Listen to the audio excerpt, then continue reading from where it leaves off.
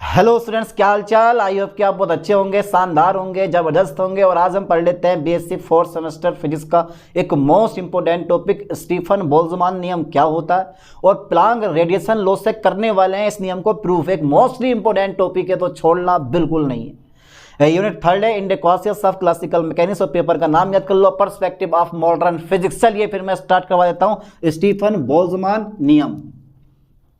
Okay sir, Stefan, ठीक है sir, Stefan, ठीक है, बोल्ट्जमान, ठीक है, ओके सर, और लॉ, ठीक है। अब जरा सर इसके बारे में बता दो। देखो, एक फॉर्मूला लिखवा दूं, उस फॉर्मूले से स्टीफन बोल्ट्जमान लॉ आराम से क्लियर कर लोगे। अब क्या होता है वो देख लो जरा ठीक से। E is directly proportional to T to the power 4।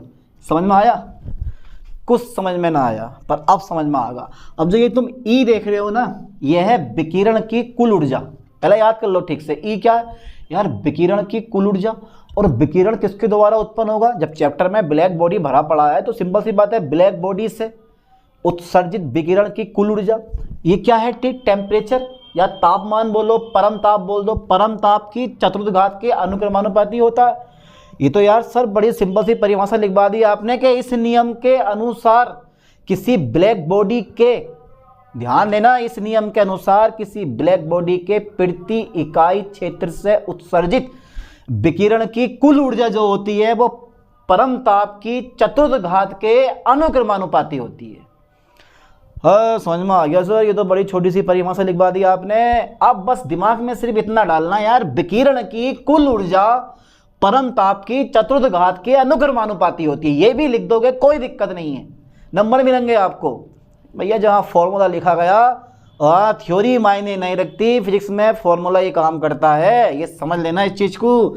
चलो मैं लिख दे रहा हूं छोटा सा कि इस नियम के अनुसार, ठीक है सर, आप तो कुछ से कुछ करवा देते हैं। इस नियम के अनुसार, हाँ बताओ, किसी ब्लैक बॉडी, ओके जरा ठीक से समझना इस चीज को, ठीक है, ओके, किसी ब्लैक बॉडी, ठीक है सर आप लिखवा दो, किसी ब्लैक बॉडी के प्रति, ओके, इकाई क्षेत्र, प्रति इकाई क्षेत्र, ठीक है, प्रति इकाई क्षेत्र से उत्सर्जित, ध्यान देना, प्रति इकाई क्षेत्र से उत्सर्जित विकिरण की कुल ऊर्जा, ठीक है, विकिरण ऊर्जा बोल दो या विकिरण की कुल ऊर्जा, ठीक है भाई, या विकिरण ऊर्जा की कुल मात्रा बोल दो, अरे बात बराबर है, या उत्सर्जित क्षमता बोल दो।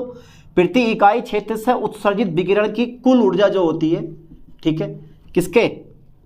परम ताप के, ठीक है, परम ताप की चतुर्थ घात, ओके सर, की चतुर्थ घात के कैसी होती है? घात के अनुक्रमानुपाती होती है, अनुक्रमानुपाती होती है, अनुक्रमानुपाती होती है। ओके सर, बहुत बढ़िया सर, होती है। अर्थात मैं कुछ लिख दूं है भैया? अर्थात, हाँ sir, E is directly proportional to T to the power 4। और जैसे ही मैं समानुपाती यानी कि अनुक्रमानुपाती का साइन हटाऊंगा, तुरंत मेरे पास क्या आ जाएगा? एक कोस्टेंट आ जाता है। सर कोस्टेंट तो आ गया, सर ये कोस्टेंट का नाम क्या है? सर इस कोस्टेंट का नाम क्या है भैया? सिग्मा। जहां सिग्मा क्या है? जहां सिग्मा वो क्या है? स्टीफन कोस्टेंट है, ठीक है, ये लाइन पे ध्यान देना, स्टीफन कांस्टेंट है, ओके, कांस्टेंट है। अच्छा, इसकी वैल्यू कितनी होती है सर? स्टीफन कांस्टेंट की वैल्यू वो 5.67 मल्टीपल 10 टू द पावर -8 वाट पर मीटर स्क्वायर केल्विन की पावर 4, ठीक है, ओके सर, ओके, वाट पर मीटर स्क्वायर इंटू केल्विन की पावर 4। ये जो होती है ये सिग्मा का मान होता है। इस मान को भी ध्यान देना भाई, ये सिग्मा की वैल्यू है। ये क्या है? सिग्मा की वैल्यू होती है 5.67 मल्टीपल 10 टू द पावर -8 वाट पर मीटर स्क्वायर पर केल्विन की पावर 4। अब तुम्हें ध्यान से ध्यान देना पड़ेगा यार, ये सिग्मा की वैल्यू इतनी आई है, लेकिन सिग्मा का मान हम कैसे फाइंड करेंगे? तो ध्यान देना, परिभाषा याद हो भाई, ठीक है, ज़्यादा फालतू का मान क्यों झमेले में पढ़ लो फालतू के। कि इस नियम के अनुसार किसी ब्लैक बॉडी के प्रति इकाई क्षेत्र से उत्सर्जित विकिरण की कुल ऊर्जा परम ताप की चतुर्थ घात के अनुक्रमानुपाती होती है।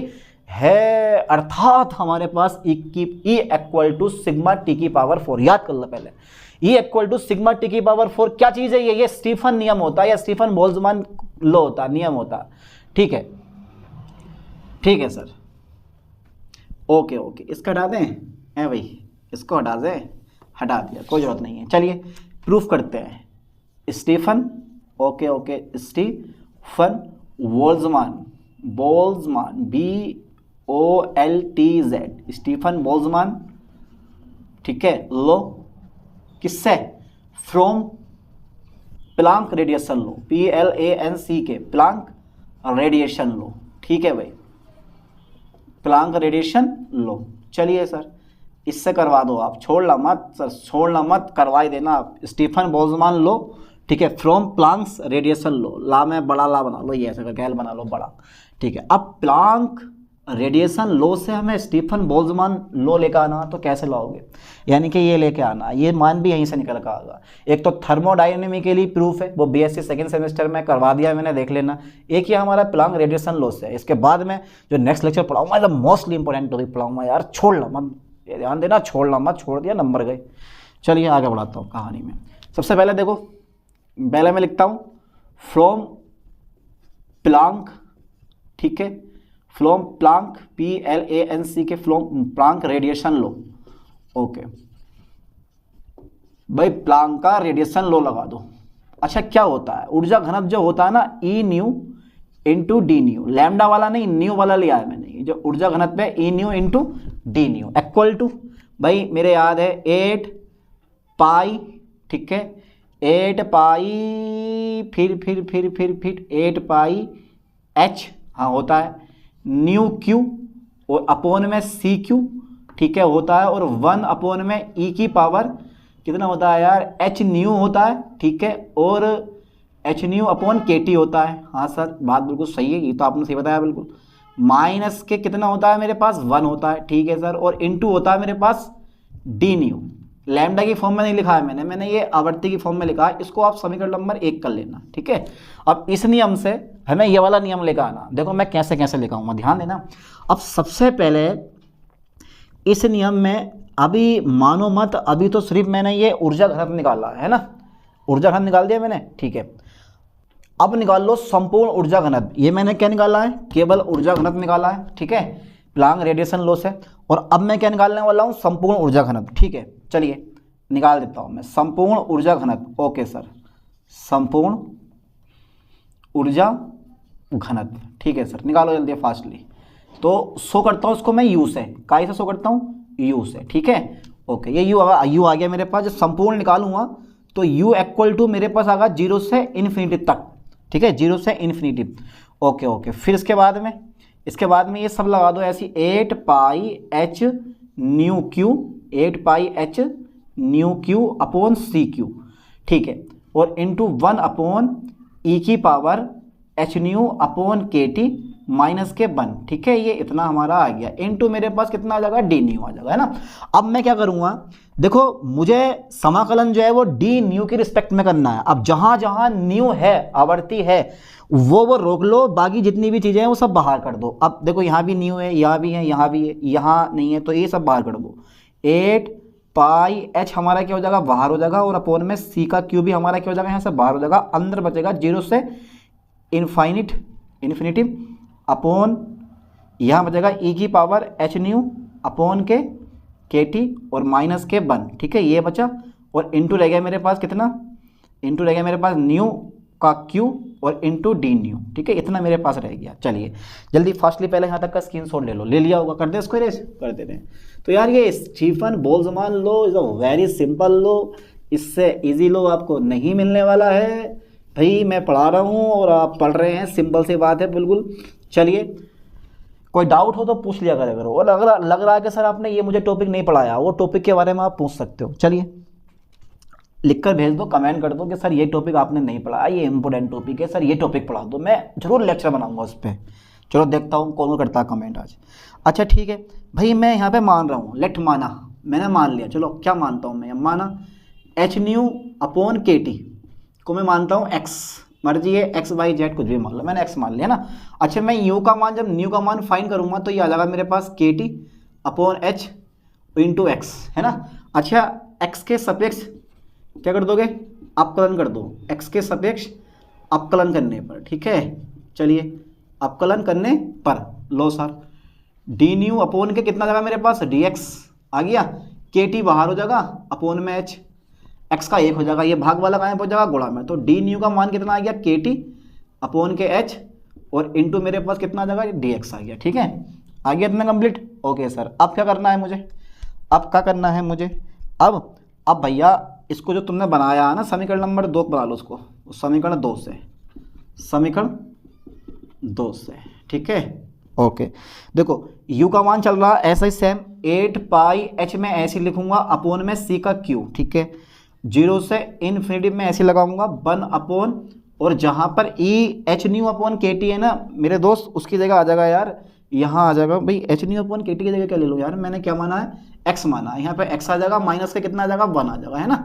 ओके ओके, अब न्यू q का वैल्यू, न्यू बराबर कितना है मेरे पास के टी अपॉन एच। ठीक है, के टी अपॉन एच, और ये x का मेरे पास कितना हो जाएगा होल क्यू, और इनटू डी न्यू की जगह मैं क्या लगा दूंगा, ओके के टी अपॉन एच और into D x. Okay okay sir, अब देखो मैं क्या बाहर करूंगा यहाँ से 8 पाई एच अपॉन सी क्यू। देखो के टी अपॉन एच की पावर होल क्यू है ना, के टी अपॉन एच की पावर कितनी है क्यू है, और के टी अपॉन एच कितना तुम्हारे पास 1 है, तो 3 और 1 4, तो यहाँ से ये जो बाहर होगा वो बाहर हो जाएगा के टी अपॉन एच की पावर 4 हमारा बाहर हो जाएगा, और अंदर क्या रह जाएगा मेरे पास।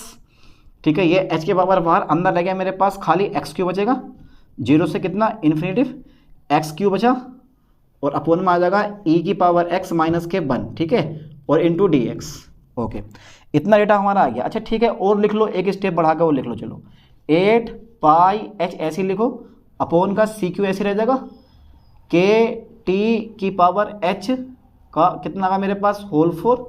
अब देखो जो इसकी वैल्यू है ना, इस समाकलन जब मैं करूंगा इस पूरे का, तो एक वैल्यू याद कर लो ठीक से, वो आएगी पाई की पावर 4 और अपॉन 15।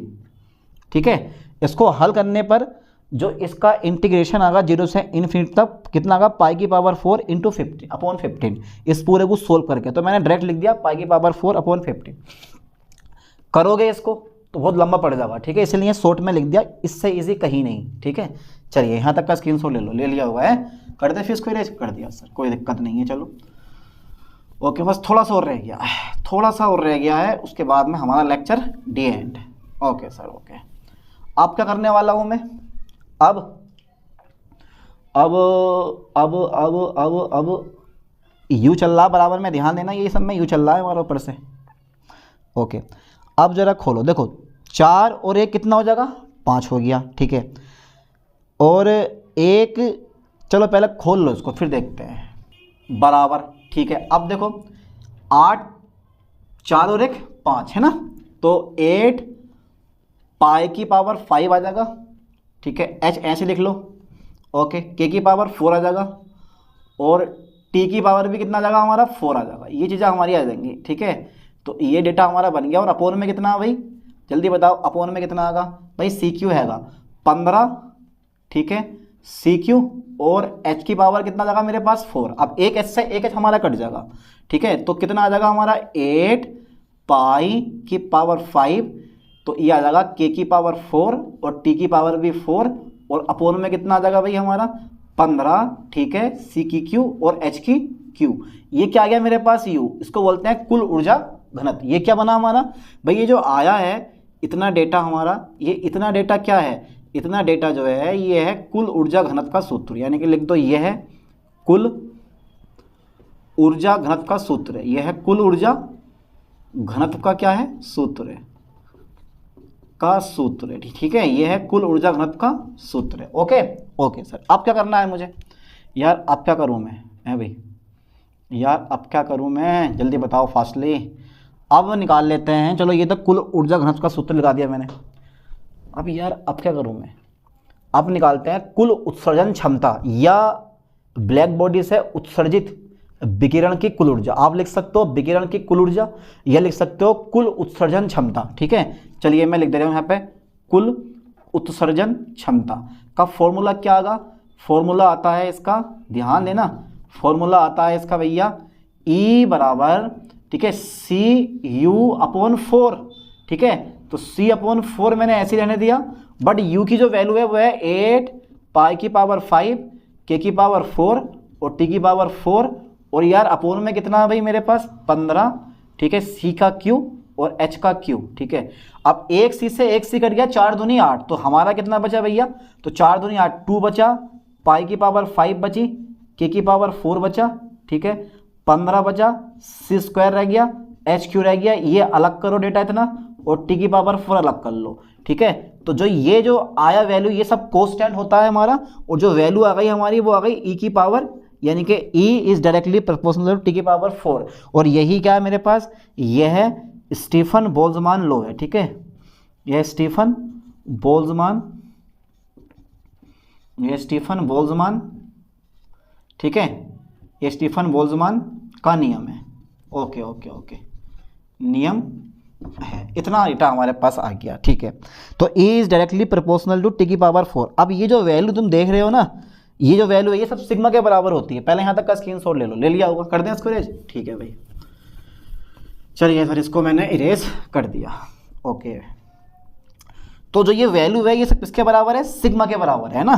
तो मैं यहाँ पे लिख सकता हूँ E बराबर सिग्मा t की पावर 4, ठीक है, E बराबर सिग्मा t की पावर 4, ओके ओके ओके।